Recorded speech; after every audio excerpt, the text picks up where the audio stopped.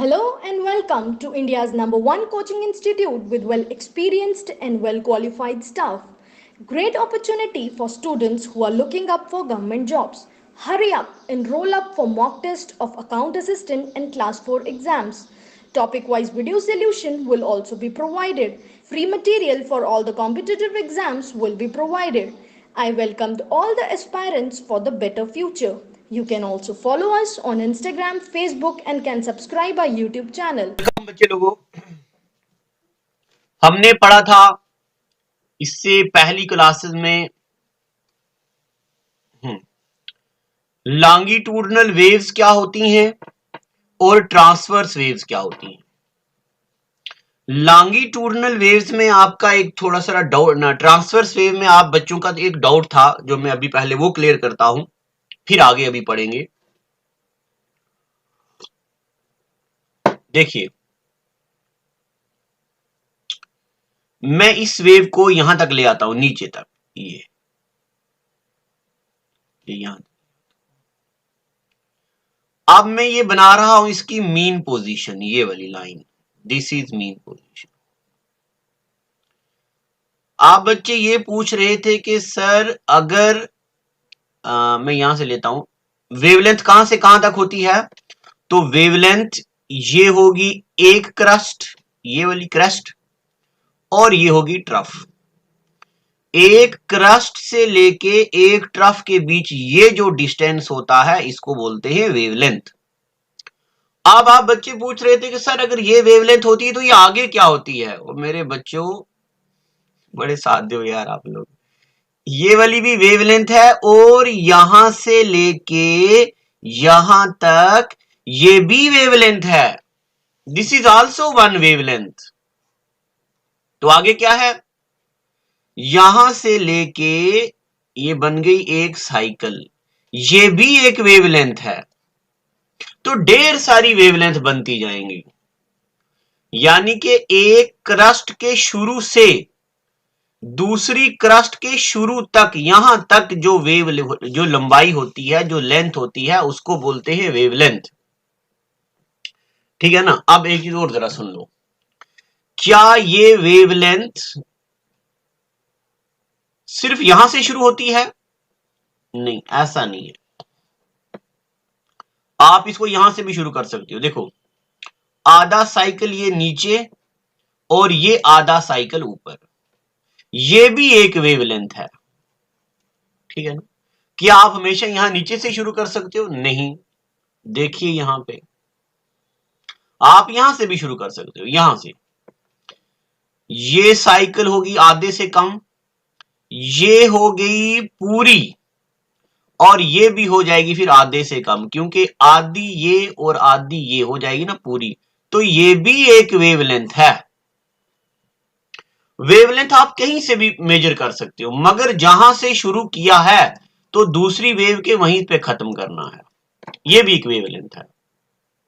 ठीक है ना। ये डाउट था आपका। और आप पूछ रहे थे कि distance between one crust and trough half wavelength कैसे आ गई। देखो, मैं यहां से लेता हूं, ये क्रेस्ट है और ये ट्रफ है। क्रेस्ट और ट्रफ के बीच तो क्या डिस्टेंस होता है, ये वाला, यानी कि ये वाला। तो ये वेवलेंथ का आधा ही तो है, और क्या है, हाफ वेवलेंथ। तो ये वाला भी क्या है, वेवलेंथ का आधा ही तो है, λ/2, हाफ वेवलेंथ है। ठीक है यहां तक। अब अभी तक हमने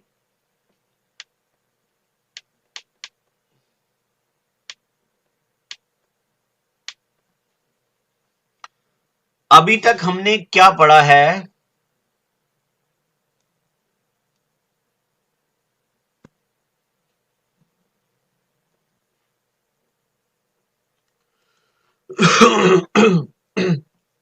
तो अभी तक हमने ट्रांसवर्स वेव के बारे में पढ़ दिया। अब बच गई हैं प्यारे बच्चों लॉन्गिट्यूडनल वेव्स। तो लॉन्गिट्यूडनल वेव्स के बारे में अभी हम आपको बताते हैं। देखिए, जिस तरह ट्रांसवर्स वेव में क्रेस्ट और ट्रफ होता है, उसी तरह लॉन्गिट्यूडनल वेव्स में जो ये जगह होती है, ये खुली खुली जहां पे, इसको बोलते हैं रेयरफेक्शन, और ये वाली जो तंग जगह होती है इस वाली जगह को बोलते हैं कंप्रेशन। इसको क्या बोलते हैं? कंप्रेशन। तो what is compression? Compression is that portion of longitudinal wave in which medium particles are closely packed. And what is rarefaction? Rarefaction is that part of longitudinal wave in which material particles are loosely packed. यहां पे ये loose हैं particle, दूर दूर हैं, और यहां पे पास पास है। ये फर्क होता है। और अब डेफिनेशन हमने वहां पढ़ी थी शायद, अगर नहीं पढ़ी थी तो मैं यहां पढ़ा देता हूं। ट्रांसवर्स वेव में हमने पढ़ा था कि medium particles up and down vibrate करते हैं, और वेव वाइब्रेट करती है आगे, और वेव चलती है आगे, वेव चलती आगे, medium particle up and down. But longitudinal wave में वेव चलती आगे और मीडियम पार्टिकल आगे पीछे आगे पीछे आगे पीछे, यानी कि वेव भी इसी डायरेक्शन में और मीडियम पार्टिकल भी इसी और इसी डायरेक्शन में। तो what is longitudinal wave? The wave in which the medium particles vibrate in same direction to that of propagation of wave. ये डेफिनेशन है। क्या है डेफिनेशन? द वेव, अब मैं इसकी डेफिनेशन लिख देता हूं क्योंकि ये पेपर में आती है। इसकी ऐसा नहीं आता कि डिफाइन, ऐसा आता है which of the following statement is true. अब मैं ये लॉन्गिट्यूडनल वेव की डेफिनेशन लिखने जा रहा हूं। Waves in which material particles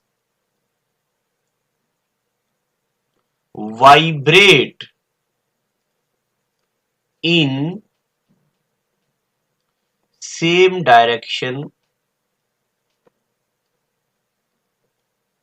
to that of propagation of wave। यानी कि जिस डायरेक्शन में वेव चलती है मीडियम के पार्टिकल भी उसी डायरेक्शन में आगे पीछे वाइब्रेट करते हैं। लॉन्गिट्यूडनल वेव की एग्जांपल क्या है?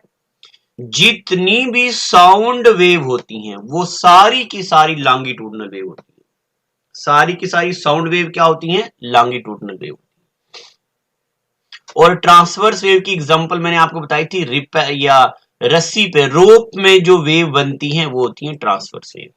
ये तो पुराने डाउट क्लियर कर दिए सारे मैंने। अब नया क्या पढ़ना है आज वाला, वो पढ़ते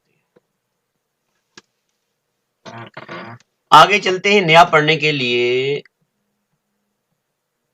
देखिए, जब हमने पढ़ा था वेव्स और ऐसे लिखा था वेव को हमने दो हिस्सों में डिवाइड किया था।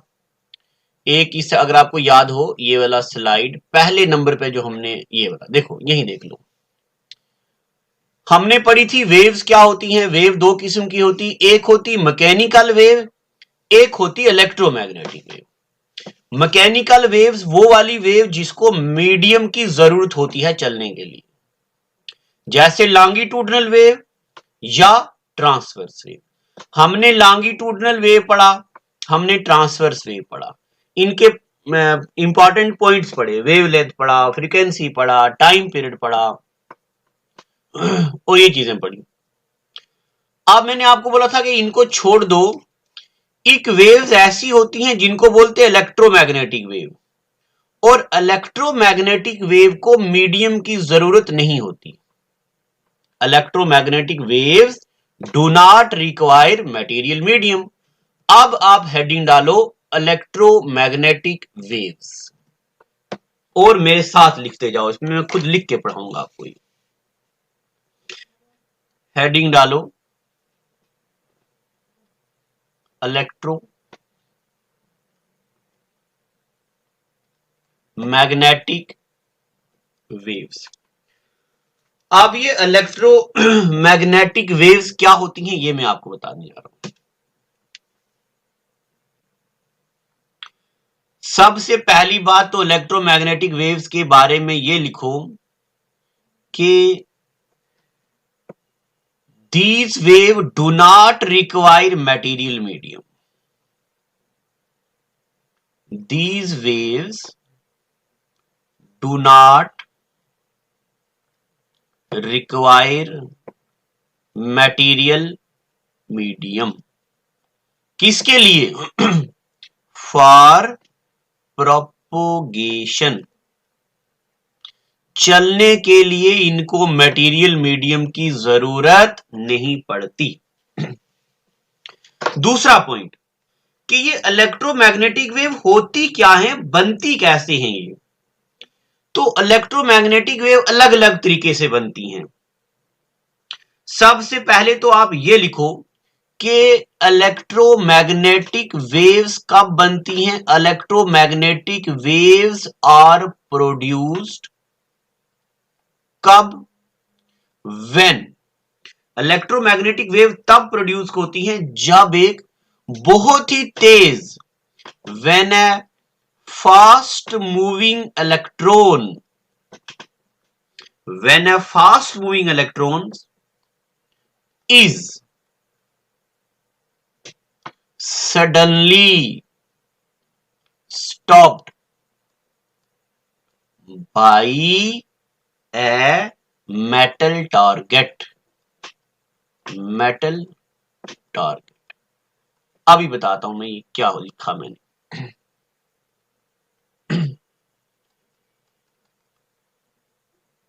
देखो, ये कोई मेटल की शीट रख दी रास्ते में और यहां कोई गन रख दी, इस गन से इलेक्ट्रॉन्स निकल रहे हैं, ठीक है ना।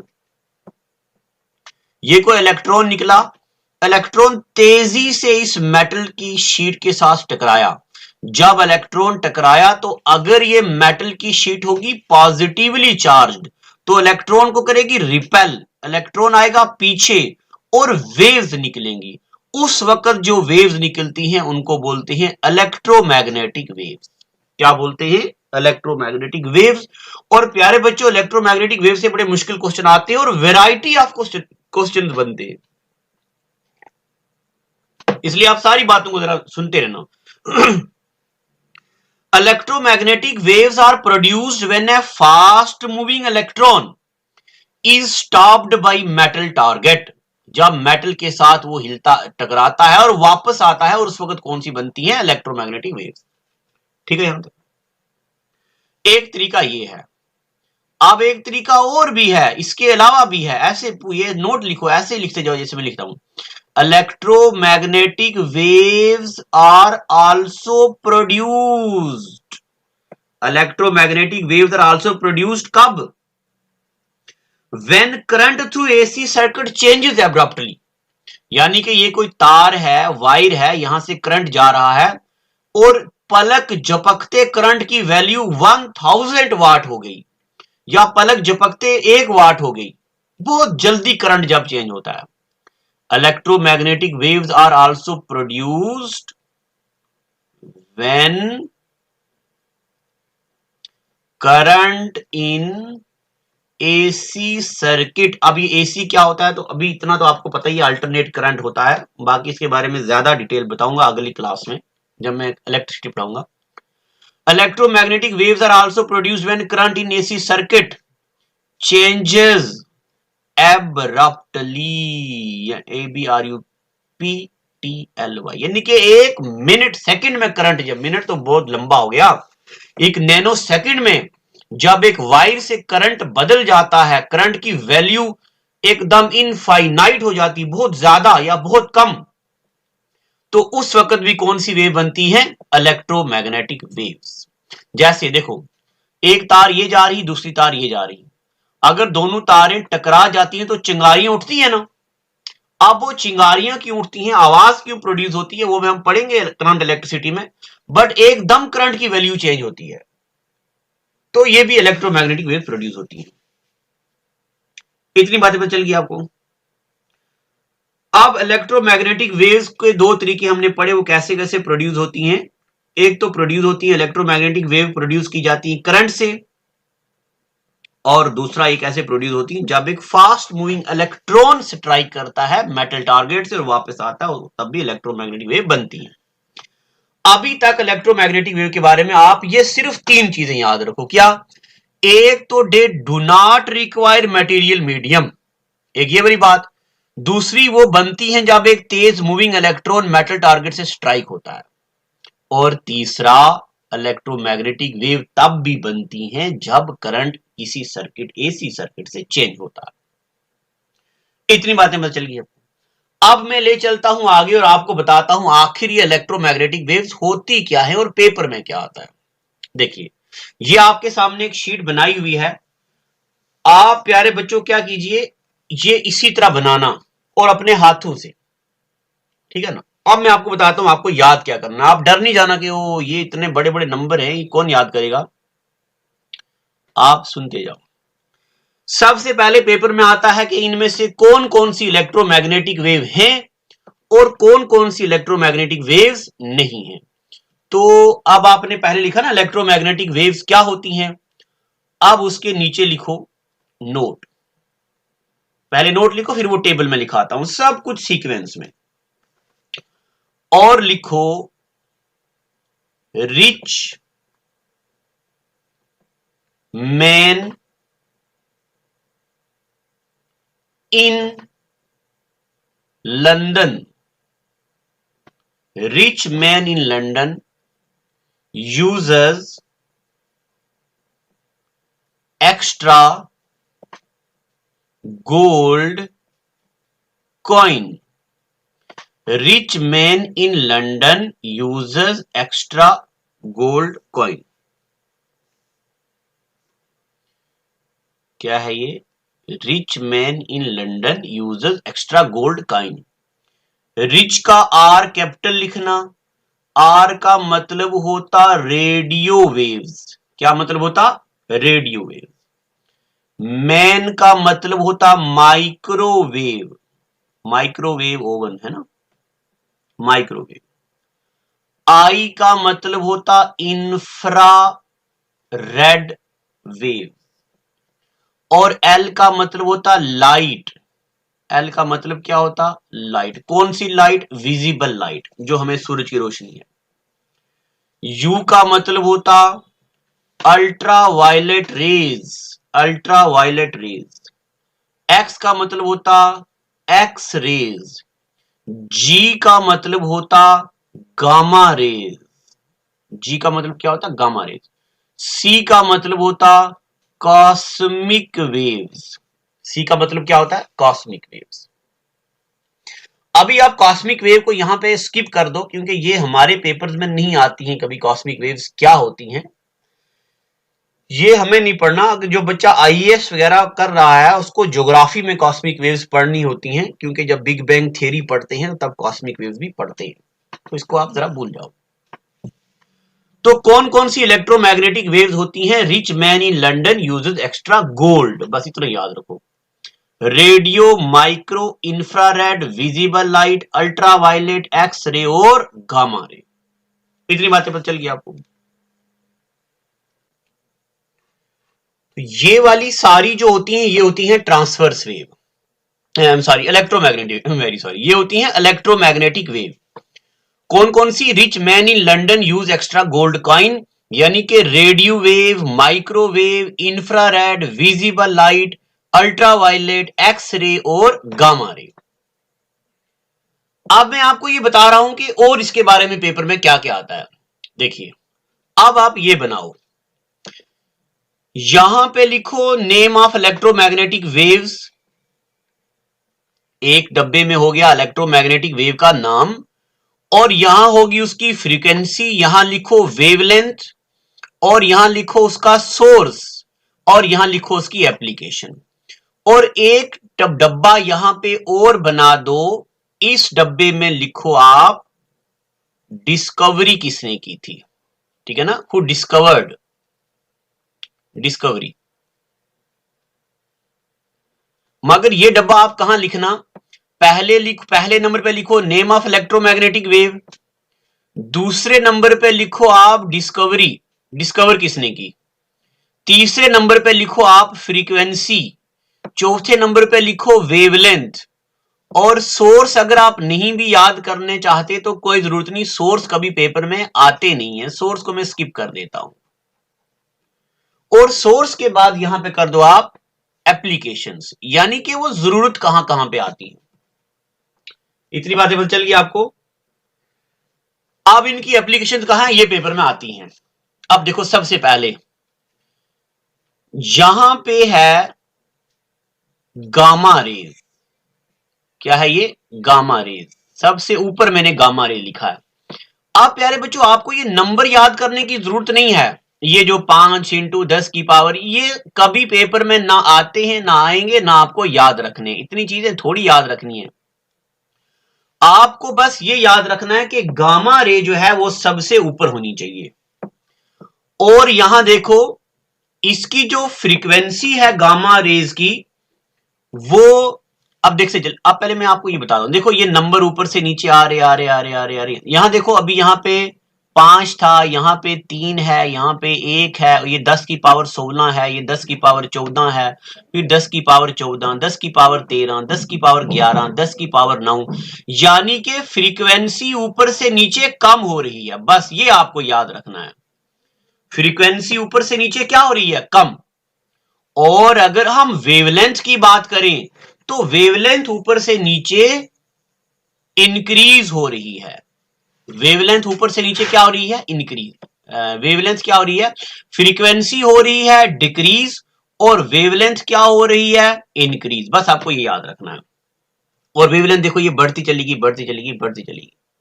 यहां पे था ना, कहां गया, ये था ना नेगेटिव पावर, ये भी नेगेटिव, ये भी नेगेटिव, ये भी नेगेटिव, ये भी नेगेटिव, आगे देखो ये पॉजिटिव हो गया है, यानी कि वेवलेंथ बढ़ रही है और फ्रीक्वेंसी कम हो रही है।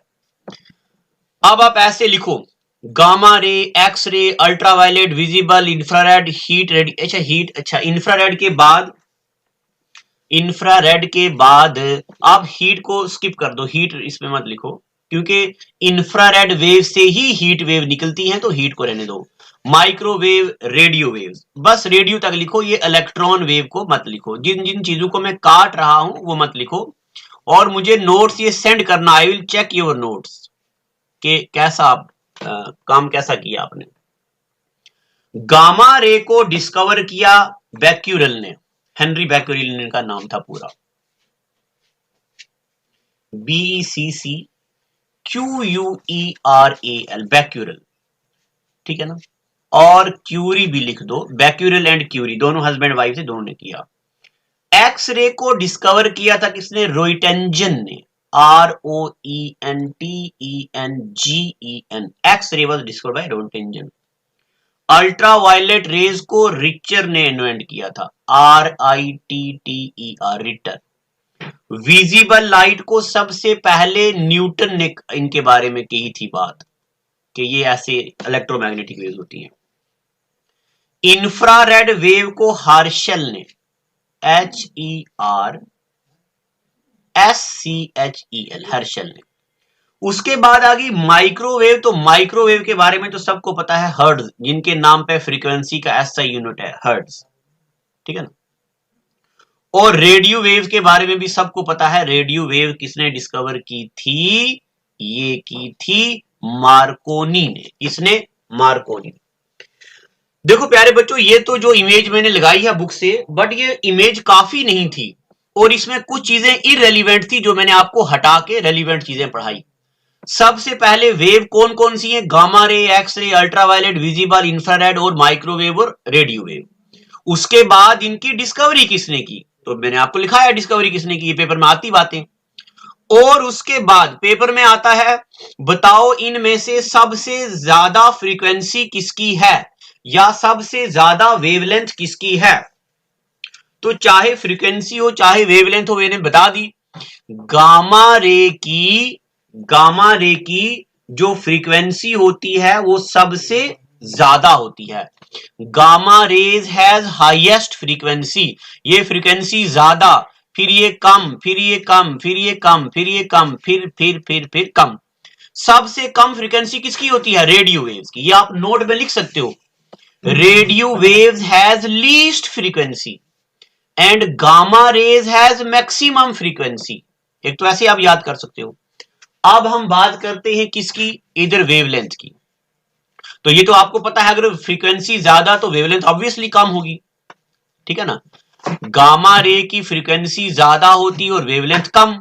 जब इसकी वेवलेंथ कम, फिर इसकी ज्यादा ज्यादा ज्यादा ज्यादा ज्यादा ज्यादा ज्यादा। अगर आपको ये फील करने में दिक्कत आ रही है तो लाइव क्लास अटेंड करना, मैं उसमें आपको ये और अच्छे से बताऊंगा। और सोर्स के बारे में पेपर में नहीं पूछते हैं, इनके एप्लीकेशंस के बारे में। सबसे पहले देखो gamma ray. Gamma ray gives information about the structure of nuclei. ये न्यूक्लियस के स्ट्रक्चर के बारे में बताती हैं।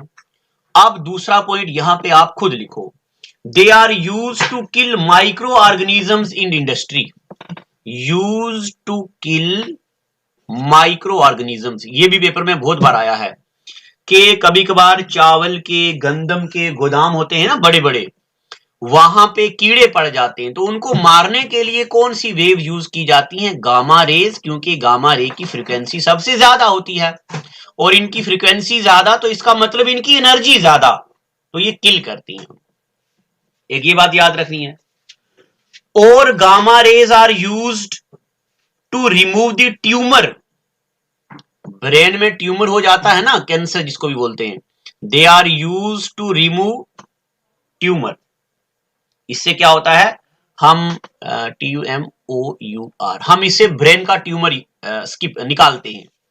तो ये दो एप्लीकेशन आप गामा रे की याद रख। अब आ गया एक्सरे। तो एक्सरे के बारे में आपको पता है ना, जब हम दुकान पे ये मेडिकल के पास जाते हैं स्टोर पे, तो वो हमारा एक्सरे करता है। एक्सरे थेरेपी में यूज होता है क्योंकि ये हमारे मीट से पास हो जाती है और हड्डी से पास नहीं होती।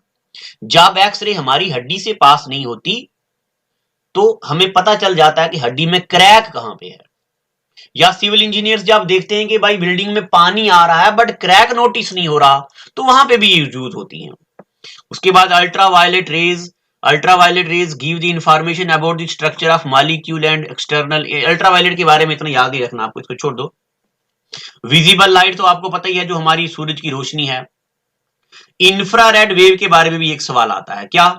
विच of the following waves are used to produce heating effect. Infrared wave से हीटिंग इफेक्ट प्रोड्यूस होता है, ये बात आपको याद रखनी। और बच्चे वहां पे अल्ट्रावायलेट आंसर करते हैं। हीटिंग इफेक्ट किससे प्रोड्यूस होता है? इंफ्रारेड से, ठीक है।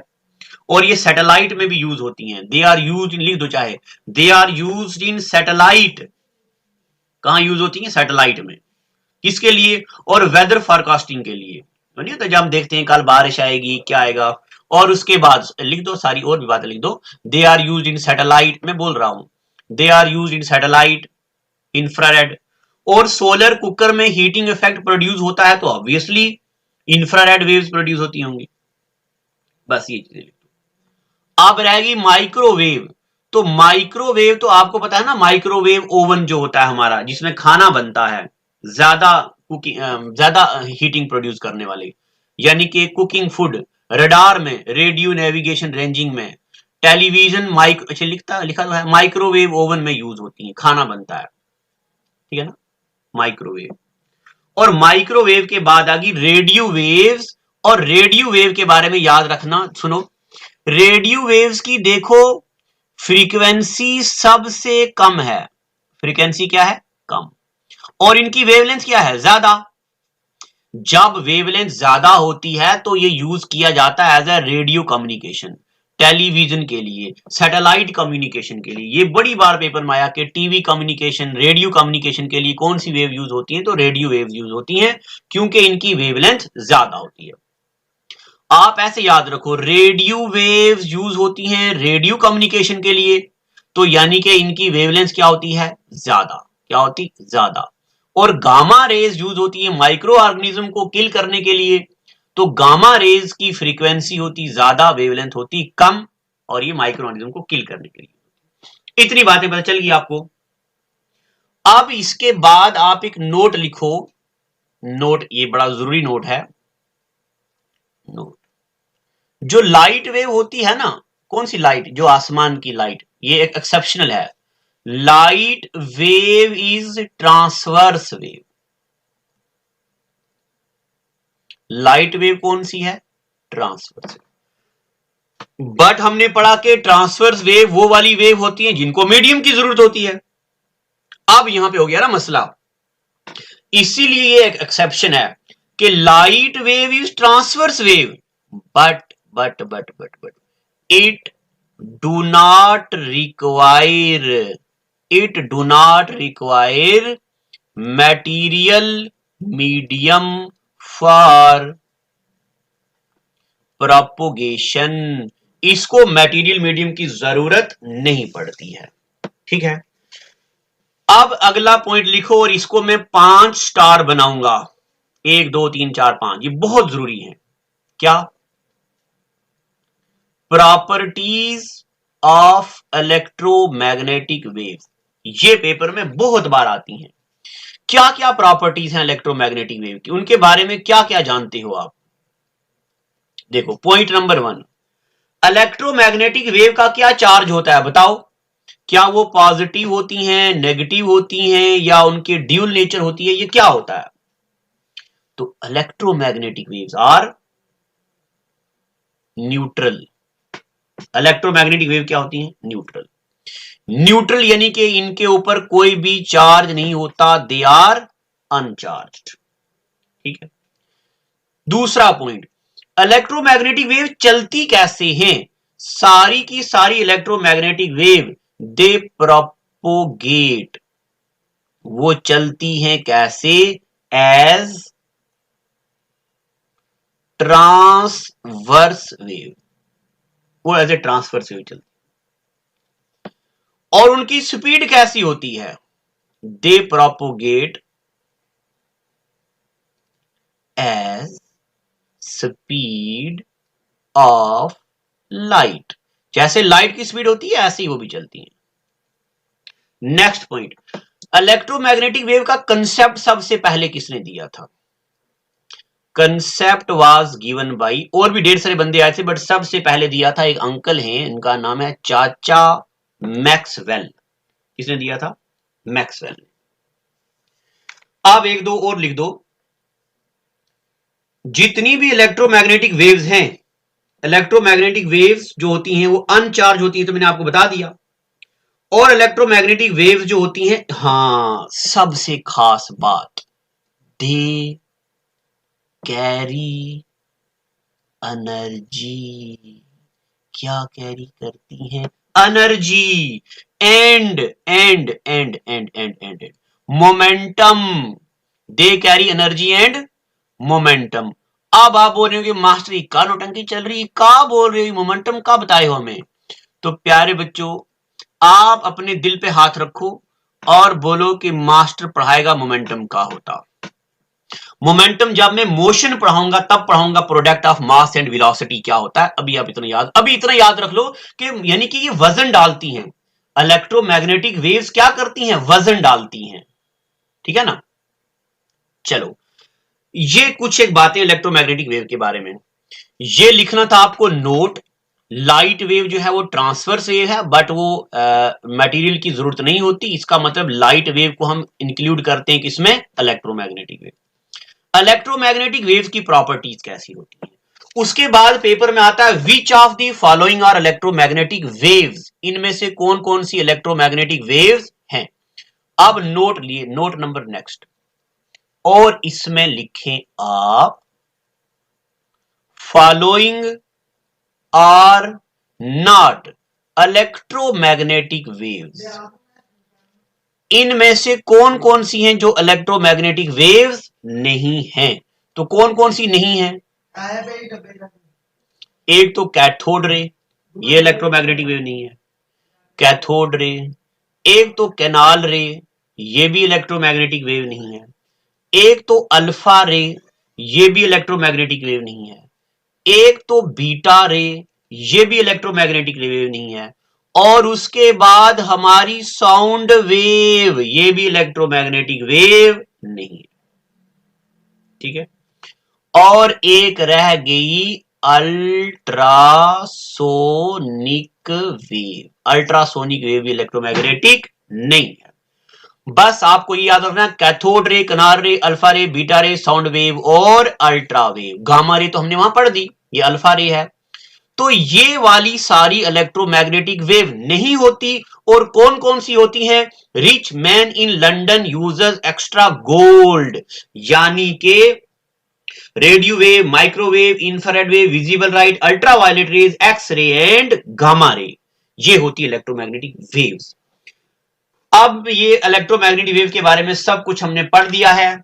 लाइट का टेस्ट चल रहा है, उसके 150 क्वेश्चन की पीडीएफ भी हम आपको एक दे दी है, और भी देंगे, वो टीम उस पर काम कर रही है, उसका टेस्ट भी लेंगे।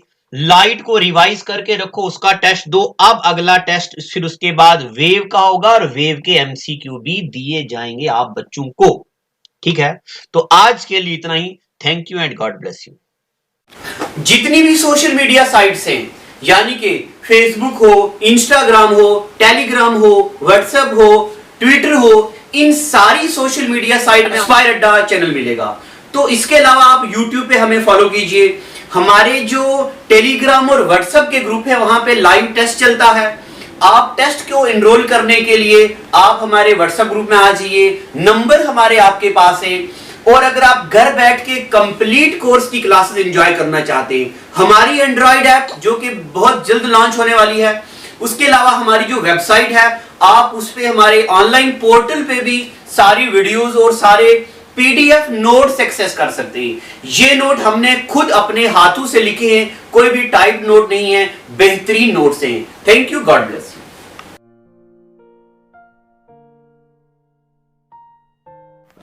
जितनी भी सोशल मीडिया साइट्स हैं, यानी कि फेसबुक हो, इंस्टाग्राम हो, टेलीग्राम हो, व्हाट्सएप हो, ट्विटर हो, इन सारी सोशल मीडिया साइट में इंस्पायर अड्डा चैनल मिलेगा। तो इसके अलावा आप यूट्यूब पे हमें फॉलो कीजिए। हमारे जो टेलीग्राम और व्हाट्सएप के ग्रुप है, वहां पे लाइव टेस्ट चलता है। आप टेस्ट को एनरोल करने के लिए आप हमारे व्हाट्सएप ग्रुप में आ जाइए, नंबर हमारे आपके पास है। और अगर आप घर बैठ के कंप्लीट कोर्स की क्लासेस एंजॉय करना चाहते हैं, हमारी एंड्रॉइड ऐप जो कि बहुत जल्द लॉन्च होने वाली है, उसके अलावा हमारी जो वेबसाइट है, आप उस पे हमारे ऑनलाइन पोर्टल पे भी सारी वीडियोस और सारे पीडीएफ नोट्स एक्सेस कर सकते हैं। ये नोट हमने खुद अपने हाथों से लिखे हैं, कोई भी टाइप नोट नहीं है, बेहतरीन नोट्स हैं। Thank you, God bless you.